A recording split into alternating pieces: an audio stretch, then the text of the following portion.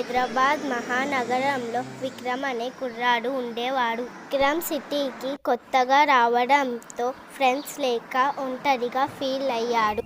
ఒకరోజు విక్రమ్ ఇంటికి వెళ్తుండగా ఒక బుజ్జి కుక్క ఆకలితో డబ్బా దగ్గర ఆహారం కోసం వెతుకుతుంది. అది చూసిన విక్రమ్ ఒక బ్రెడ్ తీసి ఆ బుజ్జి కుక్కకి పెడతాడు. అలా రోజు విక్రమ్ ఆ బుజ్జి కుక్కకి ఫుడ్ పెడుతూ ఉంటాడు. అండ్ కుక్క కూడా విక్రమ్ తో స్నేహం చేస్తుంది. తొందరలోనే ఇద్దరు మంచి ఫ్రెండ్స్ అయిపోతారు.